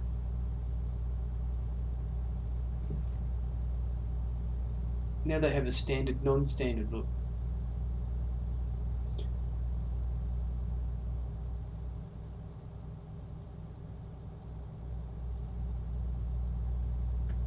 thick rim glasses, sort of a haircut that's like the same.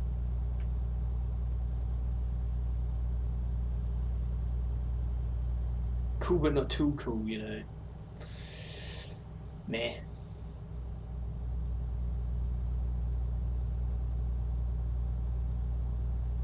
So yeah, I still think that there's a opening for somebody who's got to do quality. And believe me, Danny Ric Delivery is not the void filler. Someone who's got to do a quality F1 news.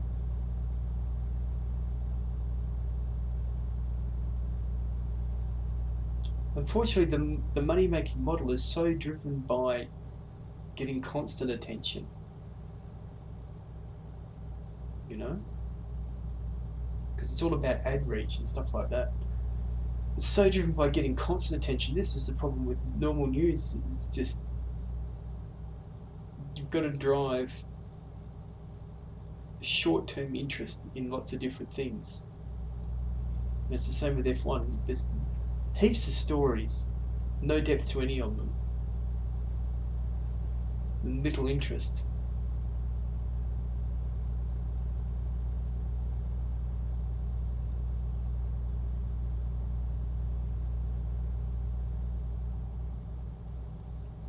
Between that and people doing editorials that are parochial, you know, sometimes the delivery of the news is just about informing people, and then they can make up their own mind about where they sit on that. Like the balance between information and editorial seems to be very out. This is F1 I'm talking about, but it could apply to anything.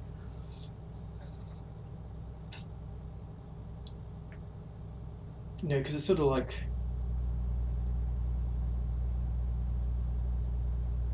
oh, I think this should be done. Let's say I come out and say I think this should happen next year in Formula One. You should get a penalty for this or something like that. I don't know anything about Formula One, really, do I?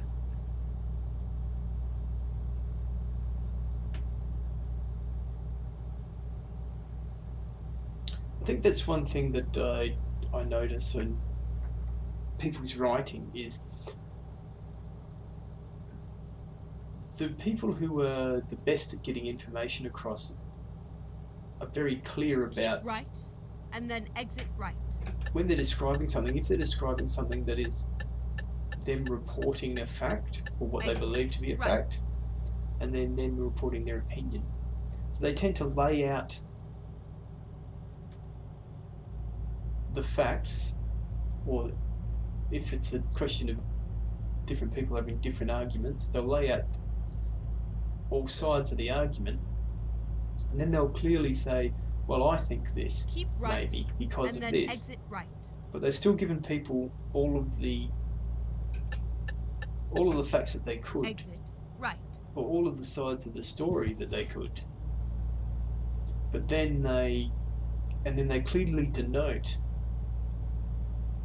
what's news and what's opinion. Whereas so many people just sort of mix those two things up. It's opinions and facts and parts of arguments.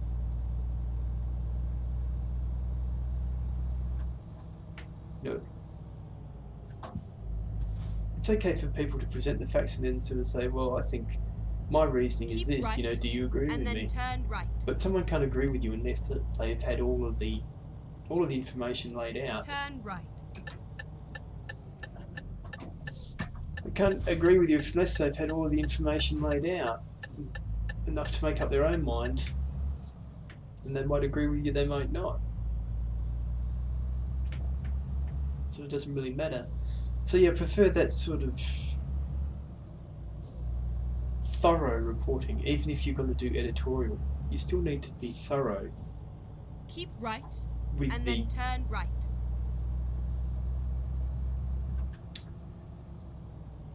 Thorough with the distribution of information. Right. We're in Nuremberg. Okay, we've just got to go around the block. Then it's time for a new truck and trailer. Well, new truck. We'll get a trailer later. Come on, new truck. I want that new truck life. Go straight on. Turn left.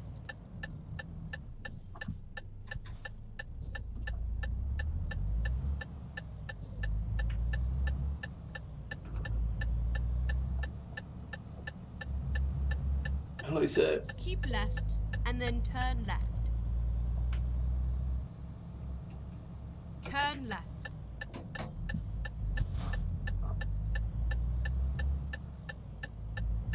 It's fine, you can turn left on the red here. It's a very progressive city. Turn right.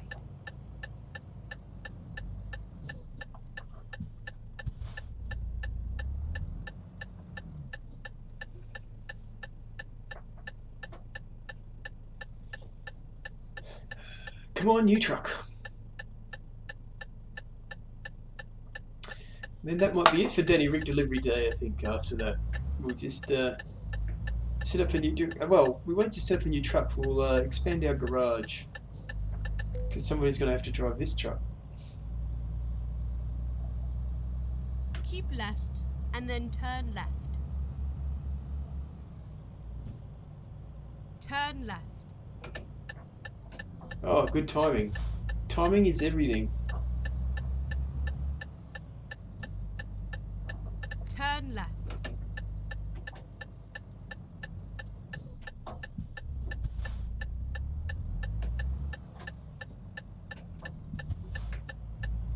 It was a nice ride. Yeah.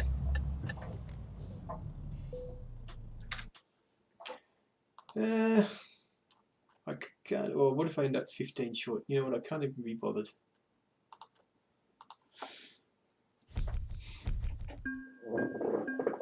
Oh, the chair. Stop squeaking, chair. Skilled worker.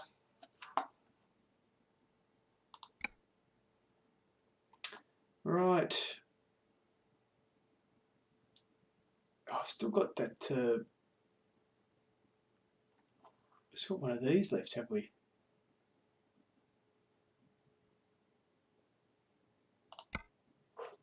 Oh, there we go. I've got all of them now. Okay, so we're up to 400,000 again. So we have, and we've paid 20 off the actual loan.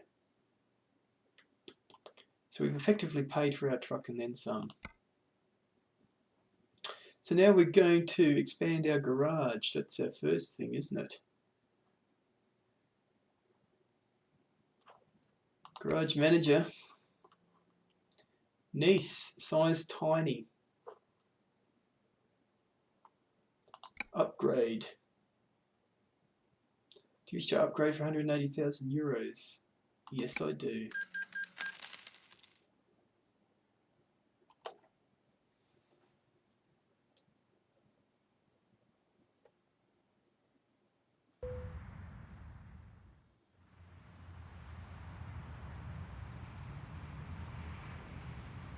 Yes, it's magnificent.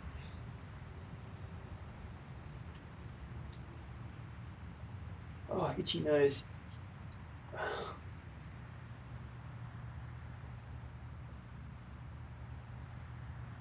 Yep, very good.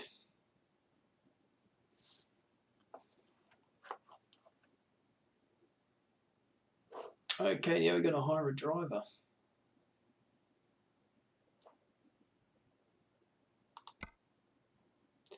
Recruitment agency.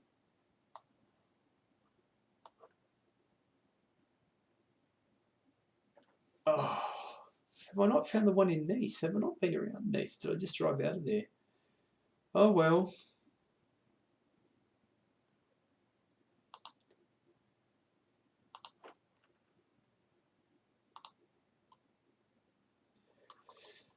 Now we want someone who's got some long distance. So this guy's got some long distance, too long distance, and fragile. He's got 2 long distance and an explosives.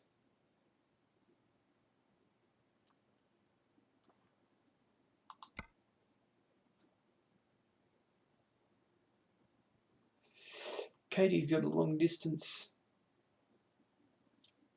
and a high value.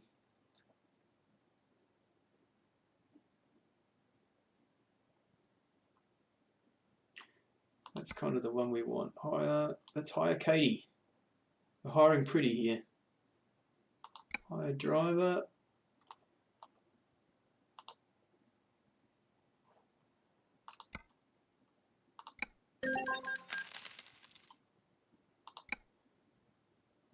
Okay. Now we need our truck manager.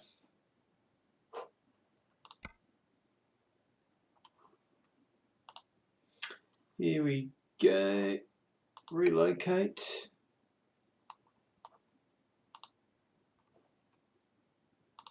Nice. You've now got Katie. Let's have a look at Katie. I don't want her to be balanced. I want her to up her distance. Okay, oakley dokley.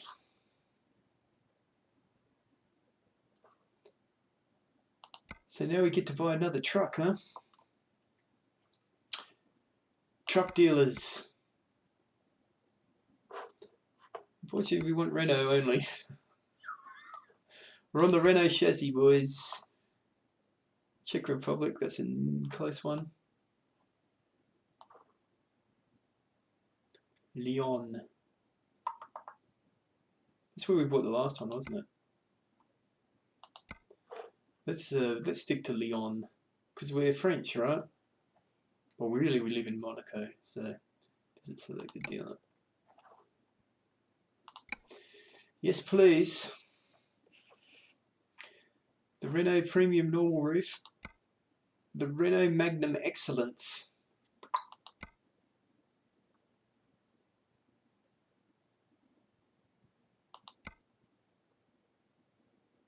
The Renault Premium High Roof.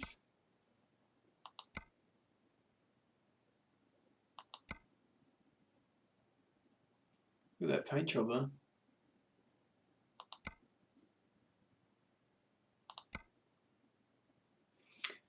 So we're going to go for the Excellence Customized Configuration.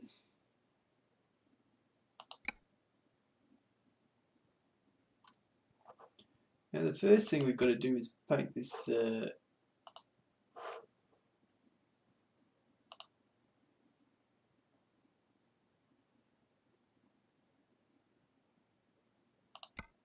yellow. There we go. Kevin, can I turn that off? I want the best chassis I can get. 4x2, 6x2, 6x2/4, 6x2 tag lift.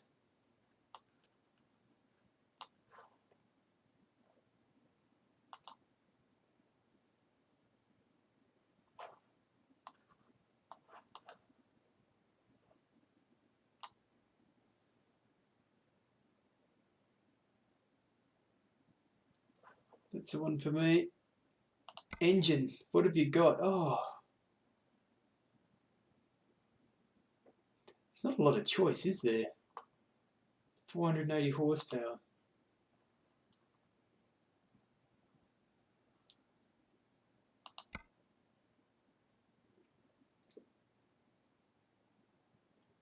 Twelve-speed retarder, differential 2.64.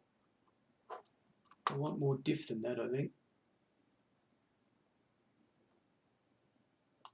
Going to carry some big loads. We want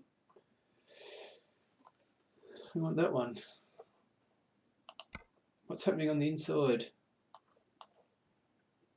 So we've got a choice of the Excellence or the Excellence UK.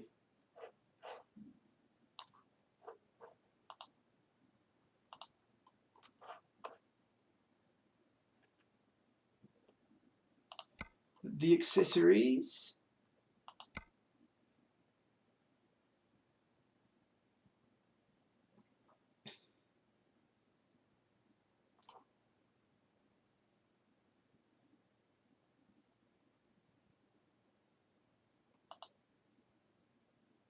Let's go for some good tyres, huh?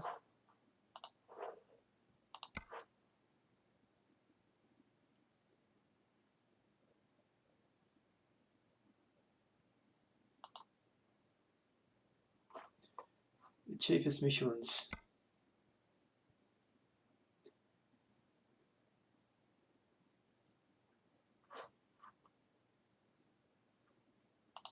Standard paint.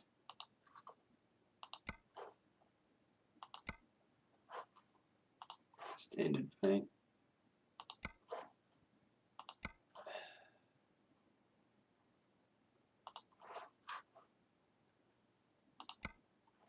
There we go.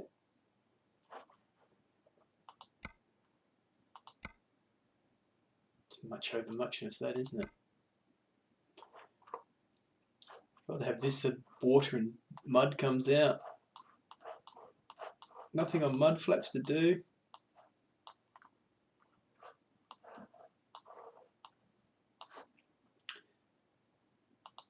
Main mirrors.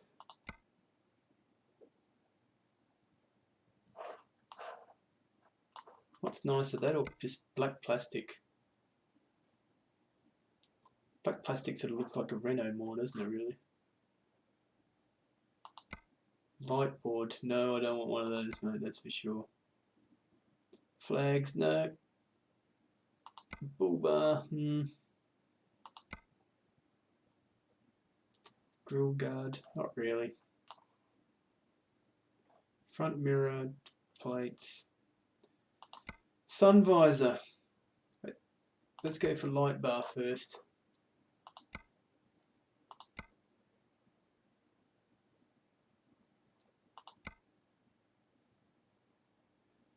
I think I'll take the Mirage.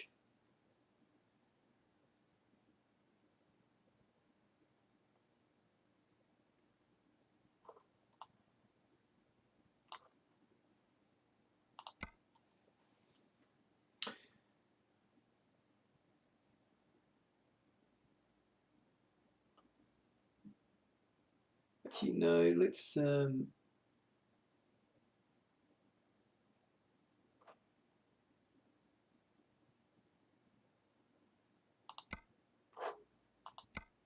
let's go for that one, eh?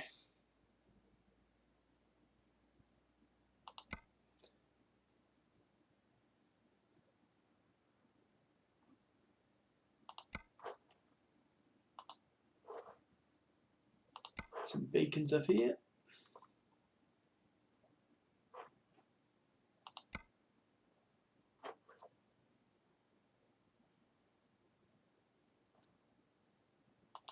Let's have the Thunder. The Thunder from Down Under.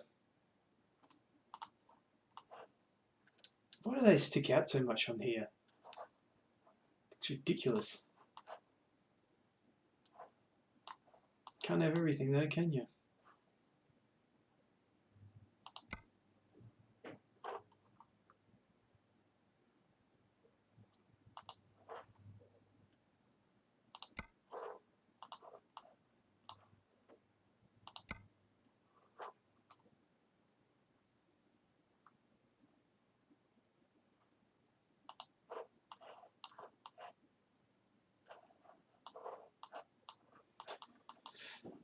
There we go, that'll do. Beacon. Still can't have a beacon.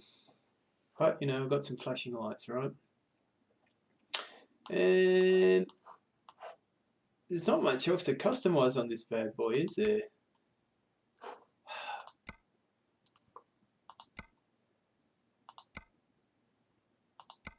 Not a huge fan of any of them, really.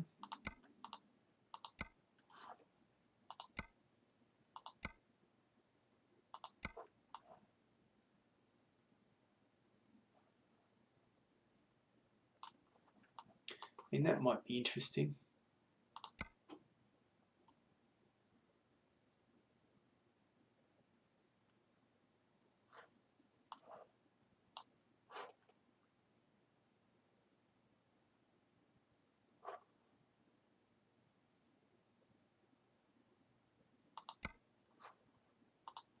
Let's put a couple of strobes on there.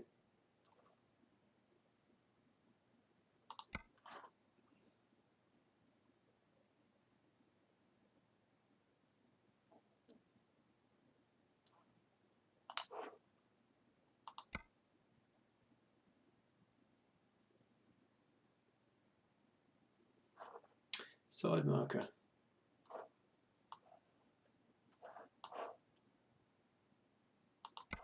Side marker. Hang on, that's the left one, isn't it? Side marker left. Side marker right. There we go. What can we customize in here, I hear you ask? Probably nothing.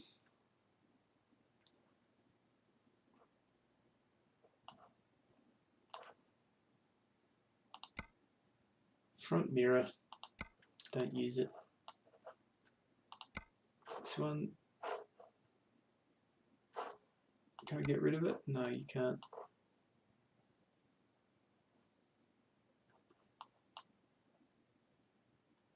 Dashboard set, so we can put that there. What's this?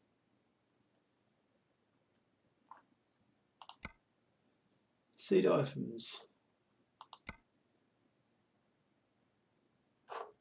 Can put the icebox in here, that's more like it. At least we can get something happening here. The travelling bag. What can we have up on the dash here?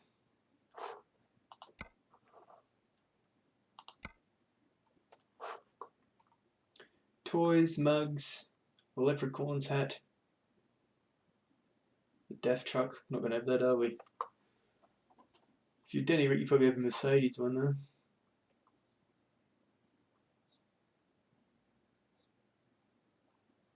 You would totally have your shades.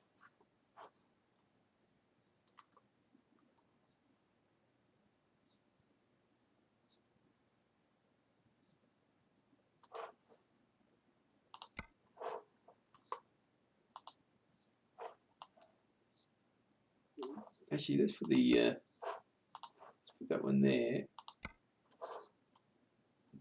Put our shades there, I think.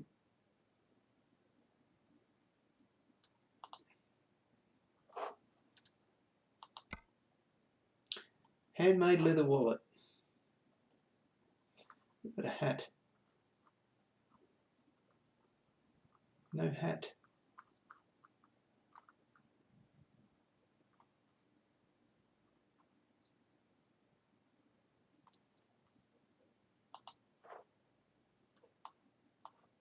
There we go. Okay, so here's our truck. Let's purchase it. It's going to Nice. There we go.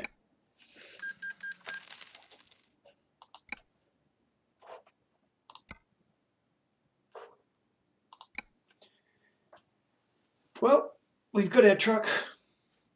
I might just go and set up for a job, and then we'll call it a day.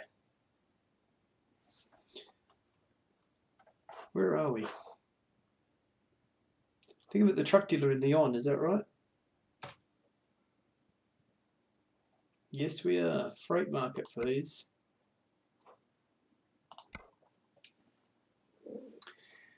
Now, it'd be nice to go to Nice, maybe even Toulouse, Genoa, Zurich. I like the sound of that.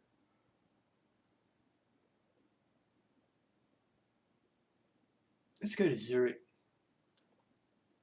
How long we got to pick this up? 2 hours. Okay, that's fine. Time to hit the road.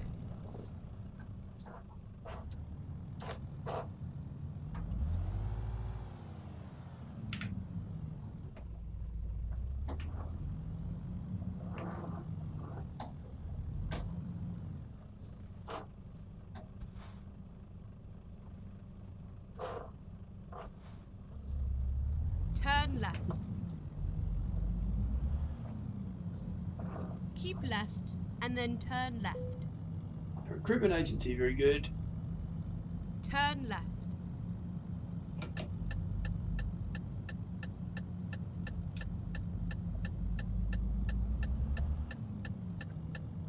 Keep right.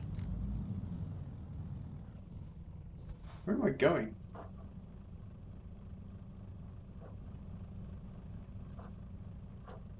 Keep right. Am I here? Finally, we are here. Okay. Very good. Got confused there. Messing around with the truck.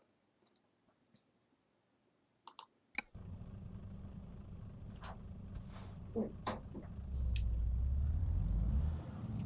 to get used to driving a new truck. As soon as you get in a new truck, you go, oh, this truck sucks compared to the last one. Just because you're not used to the layout and that kind of stuff, isn't it?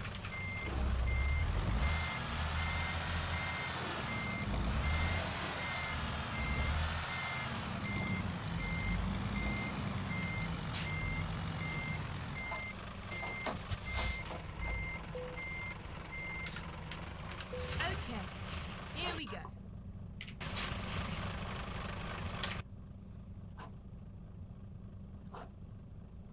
Alright, so give us the map. We'll set up the map.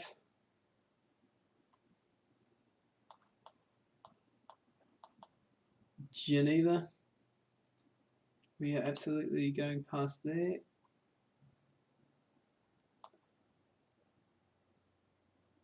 Oh, okay. Let's change it a fair bit. But Bern, I love Bern. Well, I don't know what it's like in game, but in real life. Zurich.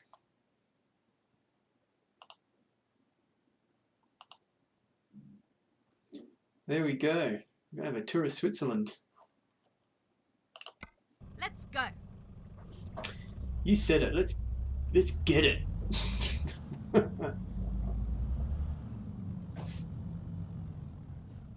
Okay, so I think that is where we will leave it. So can we get progress?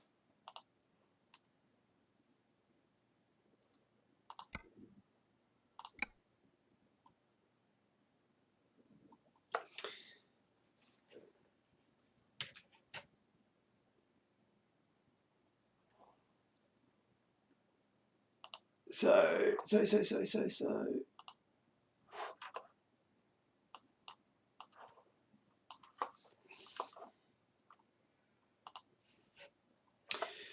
it. That is the end of the stream. That is the F1 news. And what do we do next week? Start grinding away so we can